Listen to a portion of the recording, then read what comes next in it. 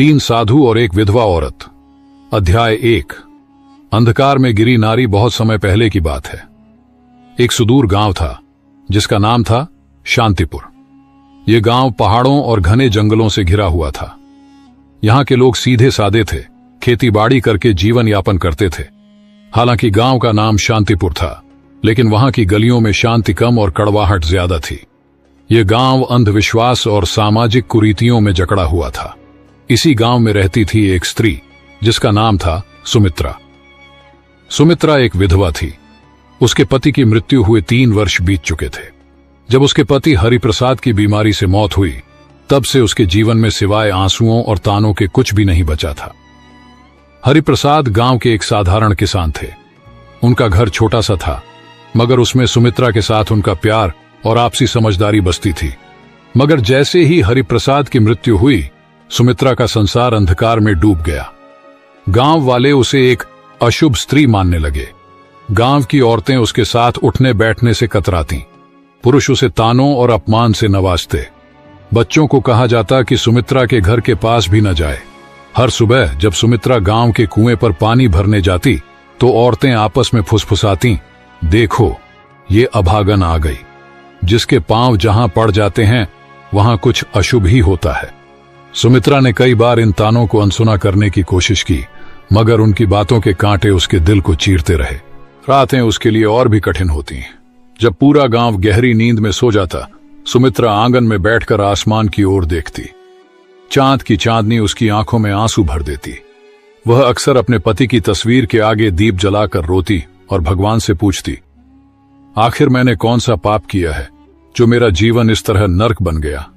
कई बार उसने गांव छोड़कर जाने की भी सोची, मगर कहां जाती। उसके माता पिता बहुत पहले ही चल बसे थे। भाई बहनों ने उसके विधवा होते ही मुंह फेर लिया। एक दिन जब सुमित्रा अपनी टूटी फूटी झोपड़ी के बाहर बैठी थी, तभी उसने देखा कि गांव के बाहर वाले रास्ते पर 3 साधु चले आ रहे हैं। वे सफेद दाढ़ी वाले, भगवा वस्त्र पहने हुए थे। उनके चेहरे पर तेज था, मगर आंखों में एक अजीब सा रहस्य झलक रहा था। गांव वालों ने उन साधुओं को देखते ही उनके चारों ओर घेरा बना लिया। सभी ने उनके पांव छुए और आशीर्वाद मांगा। गांव के मुखिया ने साधुओं से विनती की, महाराज कृपया हमारे गांव में कुछ दिन रुकें, हमें आपका आशीर्वाद चाहिए। साधुओं ने गांव में रुकने के लिए हामी भर दी, लेकिन फिर उनकी नजर सुमित्रा पर पड़ी। उनमें से सबसे वृद्ध साधु ने सुमित्रा को देखते ही कहा, यह स्त्री दुख से घिरी है, मगर इसके भाग्य में कुछ अनोखा लिखा है। गांव वाले यह सुनकर चौंक गए। उन्हें विश्वास नहीं हो रहा था कि वही सुमित्रा, जिसे वे अशुभ मानते थे, उसके भाग्य में कुछ खास हो सकता है। सुमित्रा खुद भी हैरान थी। उसके मन में सवाल उठे, आखिर ये साधु कौन है और मेरे भाग्य के बारे में ऐसा क्यों कह रहे हैं। तीनों साधु गांव के बीचों बीच स्थित एक पुराने मंदिर में ठहरे। यह मंदिर वर्षों से वीरान पड़ा था, मगर साधुओं के आते ही वहां रौनक लौट आई। गांव वाले उन्हें देखने के लिए रोज वहां पहुंचते और उनके प्रवचनों को सुनते। सुमित्रा भी मंदिर के बाहर खड़ी होकर साधुओं की बातें सुनती, लेकिन गांव के लोग उसे भीतर जाने नहीं देते थे।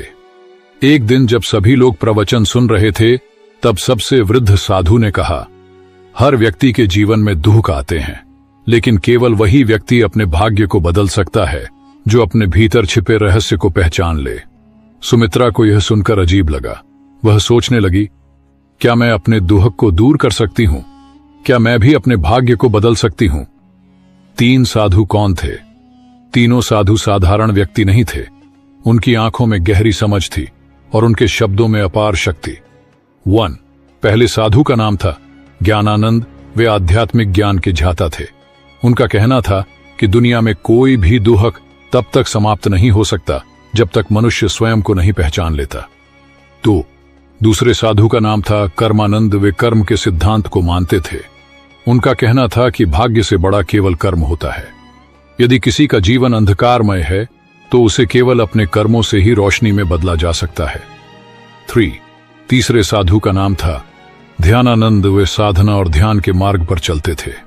उनका कहना था कि आत्मा को शांत करके, मन को नियंत्रित करके कोई भी व्यक्ति अपने दुखों से मुक्ति पा सकता है। रात के समय जब गांव वाले अपने घर चले गए, तो सुमित्रा मंदिर के पास आई। उसे विश्वास नहीं हो रहा था कि तीनों साधु सच में उससे मिलना चाहते हैं।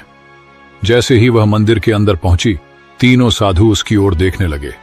कुछ देर तक कोई कुछ नहीं बोला।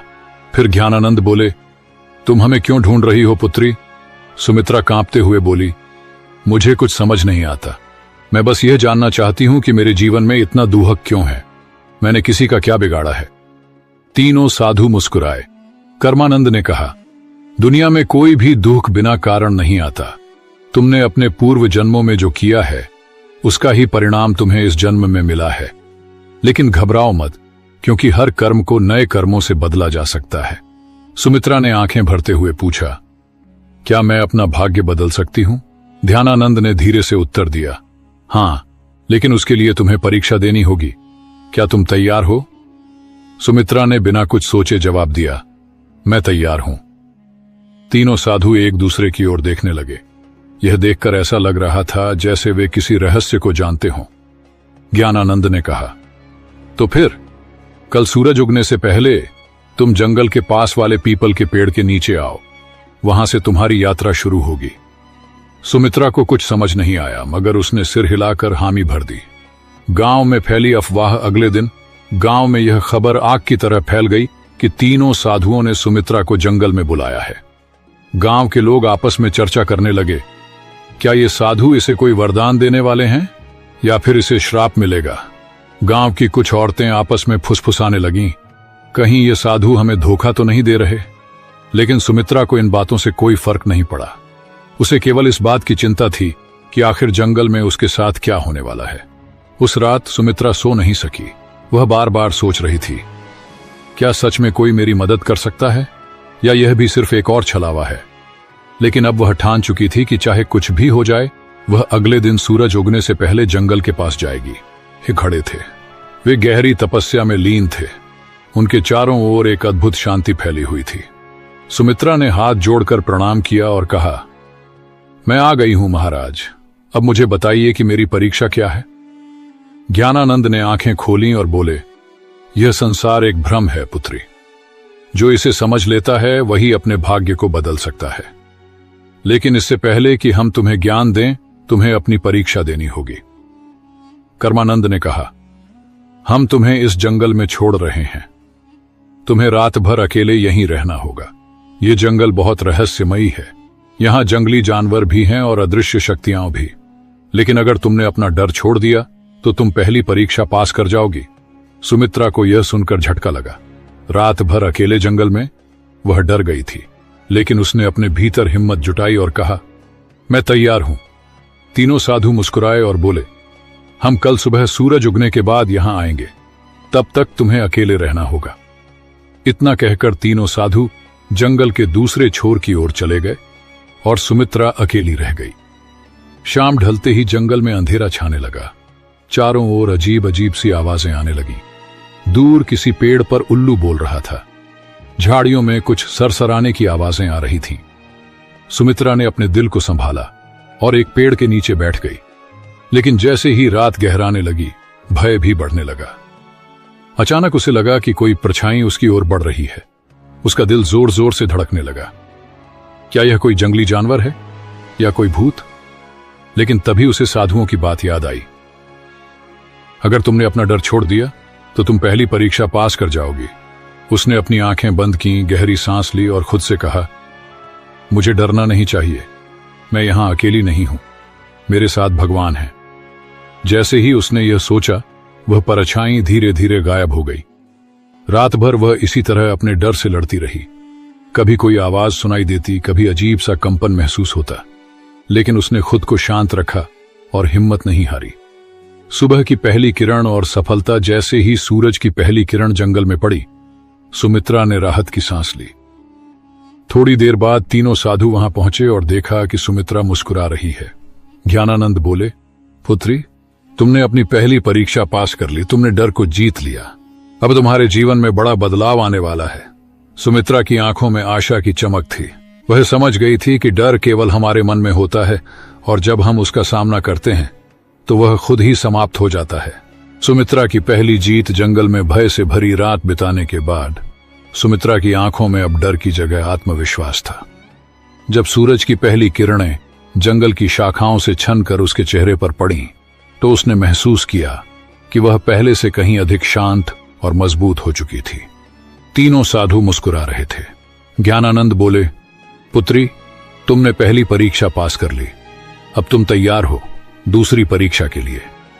सुमित्रा ने विनम्रता से सिर झुकाया और कहा, मैं तैयार हूं महाराज। 3 साधुओं का रहस्य। तीनों साधु सुमित्रा को लेकर एक पहाड़ी के ऊपर बने एक पुराने मंदिर में गए। यह मंदिर देखने में साधारण था, लेकिन वहां एक अजीब सी ऊर्जा महसूस हो रही थी। जैसे ही सुमित्रा ने मंदिर के द्वार पर कदम रखा, उसे अपने शरीर में एक हल्की कंपन महसूस हुई। तभी ध्यानानंद ने कहा, अब समय आ गया है कि हम तुम्हें अपने वास्तविक स्वरूप के बारे में बताएं। सुमित्रा चौंक गई। आपका वास्तविक स्वरूप? ज्ञानानंद ने अपनी आंखें बंद की और अचानक उनके शरीर से एक तेज प्रकाश निकलने लगा। उसी क्षण कर्मानंद और ध्यानानंद भी प्रकाश से घिर गए। कुछ ही क्षणों में उनके सामने साधारण मनुष्यों के बजाय 3 दिव्य प्राणियों की आकृतियां खड़ी थीं। वे देवता थे। सुमित्रा विस्मय से देखती रह गई। वह कुछ कह ही नहीं पाई। कर्मानंद बोले, हम साधारण साधु नहीं हैं पुत्री, हम तीनों ब्रह्मा, विष्णु और महेश के दूत हैं और इस पृथ्वी पर कुछ विशेष उद्देश्यों के लिए आए हैं। ध्यानानंद आगे बोले, हमें आदेश मिला था कि हम किसी ऐसे व्यक्ति की परीक्षा लें जो सच्चे मन से अपने भाग्य को बदलना चाहता हो, और हमने तुम्हें चुना। सुमित्रा की आंखों में आंसू आ गए। उसे अब समझ में आ रहा था कि ये साधु कोई आम संत नहीं थे। दूसरी परीक्षा, त्याग और समर्पण। ज्ञानानंद ने कहा, तुमने डर पर विजय पा ली, लेकिन अब तुम्हें एक और परीक्षा देनी होगी, त्याग की परीक्षा। सुमित्रा ने पूछा, क्या त्याग करना होगा? कर्मानंद बोले, तुम्हें अपने सबसे प्रिय वस्तु का त्याग करना होगा, वही वस्तु जिससे तुम्हारा सबसे अधिक लगाव हो। सुमित्रा सोच में पड़ गई। उसके पास वैसे भी कुछ नहीं था, मगर फिर उसे अपने पति की तस्वीर याद आई। हरिप्रसाद की मृत्यु के बाद वही एक चीज थी जिससे वह खुद को जोड़कर रखती थी। जब भी वह दुखी होती, उस तस्वीर को देखती और अपने पति को याद करती। उसने धीरे से पूछा, क्या मुझे अपने पति की तस्वीर छोड़नी होगी? ध्यानानंद बोले, अगर वही तुम्हारी सबसे प्रिय वस्तु है तो हां, लेकिन याद रखो, सच्चा त्याग तभी होता है जब वह स्वेच्छा से किया जाए। अगर तुम इस परीक्षा के लिए तैयार नहीं हो तो हम तुम्हें बाध्य नहीं करेंगे। सुमित्रा के मन में संघर्ष शुरू हो गया। क्या वह अपने पति की अंतिम निशानी को छोड़ सकती है? उसने कुछ देर सोचा और फिर कहा, अगर मेरे जीवन को बदलने के लिए यह आवश्यक है तो मैं तैयार हूं। तीनों साधु मुस्कुरा उठे। तो जाओ और अपनी सबसे प्रिय वस्तु को गांव के तालाब में प्रवाहित कर दो। त्याग का क्षण। सुमित्रा गांव वापस आई और अपनी झोपड़ी में गई। वहां एक पुराने संदूक में वह तस्वीर रखी हुई थी। उसने कांपते हाथों से उसे उठाया और तालाब की ओर चल पड़ी। गांव के कुछ लोग उसे ऐसा करते देख रहे थे। वे आपस में बातें कर रहे थे, अब यह पागल हो गई है, अपने पति की तस्वीर क्यों फेंक रही है? लेकिन सुमित्रा ने उनकी बातों पर ध्यान नहीं दिया। उसने धीरे से तस्वीर को पानी में प्रवाहित कर दिया। जैसे ही तस्वीर पानी में डूबी, उसे महसूस हुआ कि उसके दिल का सारा भार भी पानी में समा गया है। अब वह हल्का महसूस कर रही थी। दूसरी परीक्षा सफल। जैसे ही वह वापस जंगल में पहुंची, तीनों साधु वहां खड़े थे। ज्ञानानंद बोले, पुत्री, तुमने त्याग की परीक्षा भी पास कर ली। अब तुम उस बंधन से मुक्त हो चुकी हो जो तुम्हें अतीत से जोड़कर रखता था। सुमित्रा को अब सच में लगने लगा कि उसका जीवन बदल रहा है। ध्यानानंद बोले, अब तुम्हारी अंतिम और सबसे कठिन परीक्षा बाकी है। सुमित्रा ने सिर झुका लिया। मैं तैयार हूं महाराज। तीसरी और सबसे कठिन परीक्षा। सुमित्रा ने भय और त्याग की परीक्षा पास कर ली थी। अब वह पहले से कहीं अधिक मजबूत और आत्मविश्वासी महसूस कर रही थी, लेकिन उसे नहीं पता था कि उसकी सबसे कठिन परीक्षा अभी बाकी थी। तीनों साधु मंदिर के भीतर खड़े थे। जब सुमित्रा वहां पहुंची तो ज्ञानानंद ने गंभीर स्वर में कहा, पुत्री, अब तुम्हारी अंतिम परीक्षा का समय आ गया है। सुमित्रा ने सिर झुकाकर कहा, मैं तैयार हूं महाराज। ध्यानानंद बोले, यह परीक्षा तुम्हारी आत्मा की परीक्षा है। तुम्हें यह सिद्ध करना होगा कि तुम केवल अपने लिए नहीं बल्कि दूसरों के लिए भी जी सकती हो। सुमित्रा ने आश्चर्य से पूछा, मुझे क्या करना होगा? कर्मानंद ने कहा, गांव में एक वृद्ध महिला रहती है जिसका कोई सहारा नहीं है। वह भूखी और बीमार है। तुम्हें अपना सारा भोजन और अपनी झोपड़ी उसे देनी होगी और फिर तुम्हें जंगल में जाकर 7 दिन तक ध्यान करना होगा, बिना भोजन और पानी के। यह सुनकर सुमित्रा स्तब्ध रह गई। अपना घर और भोजन छोड़ दूं और फिर 7 दिन बिना कुछ खाए पिए ध्यान करूं? यह परीक्षा किसी भी अन्य परीक्षा से अधिक कठिन थी। मन का संघर्ष सुमित्रा की आंखों के सामने उसकी झोपड़ी का दृश्य आ गया। यह घर उसका अंतिम सहारा था। अगर उसने इसे छोड़ दिया तो वह कहां जाएगी? लेकिन फिर उसे साधुओं की बातें याद आईं। अगर तुमने यह परीक्षा पास कर ली तो तुम्हारा जीवन पूरी तरह बदल जाएगा। सुमित्रा ने अपने भीतर झांका और फैसला किया, ठीक है महाराज, मैं यह करने के लिए तैयार हूं। सब कुछ छोड़ना सुमित्रा गांव लौटी और अपनी झोपड़ी उस वृद्ध महिला को दे दी। उसने अपने बचे खुचे भोजन को भी उसे सौंप दिया। गांव के लोग यह देखकर हैरान थे। ये क्या कर रही है?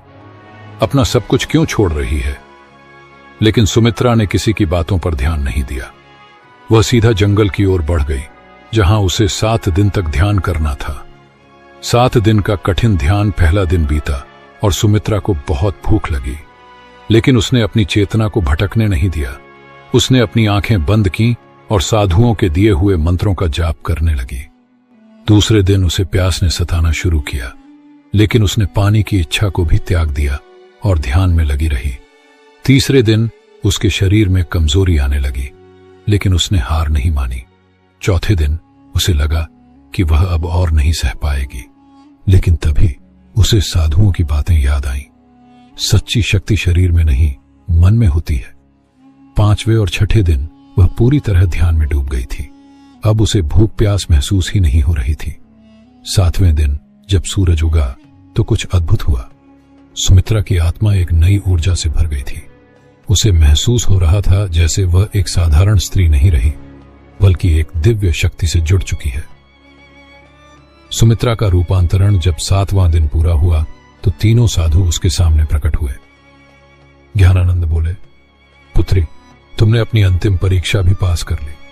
अब तुम केवल एक साधारण विधवा नहीं हो, बल्कि एक सशक्त आत्मा बन चुकी हो। कर्मानंद बोले, तुम्हारे भीतर अब वह शक्ति आ गई है जिससे तुम न केवल अपना बल्कि दूसरों का भी भाग्य बदल सकती हो। ध्यानानंद ने अपने हाथ उठाए और कहा, तुम्हें आशीर्वाद देते हैं कि अब से तुम्हारी जिंदगी सुख, शांति और सम्मान से भरी होगी। सुमित्रा के चारों ओर एक सुनहरी रोशनी फैल गई। उसने आंखें बंद कर लीं और जब खोली तो वह पहले से कहीं अधिक शांत, मजबूत और तेजस्वी महसूस कर रही थी। गांव में वापसी और सम्मान। जब सुमित्रा गांव लौटी तो गांव वाले उसे देखकर चौंक गए। अब वह कोई दुखी विधवा नहीं थी। उसके चेहरे पर दिव्यता थी, उसकी आंखों में आत्मविश्वास था। गांव के लोगों ने उसे पहले तिरस्कृत किया था, लेकिन अब वे उसके पास आकर उसके चरण छूने लगे। मां, हमें क्षमा करो, हमने तुम्हारा अपमान किया था, लेकिन अब हमें समझ आ गया कि तुम कोई साधारण स्त्री नहीं हो। सुमित्रा मुस्कुराई और कहा, सच्ची शक्ति बाहर नहीं, हमारे भीतर होती है। जब हम अपने डर, अपने मोह और अपने अहंकार को त्याग देते हैं, तभी हम असली शक्ति को प्राप्त कर सकते हैं। गांव वालों ने उसे गांव की सम्माननीय महिला घोषित कर दिया। अब वह पूरे गांव की मार्गदर्शक बन गई थी।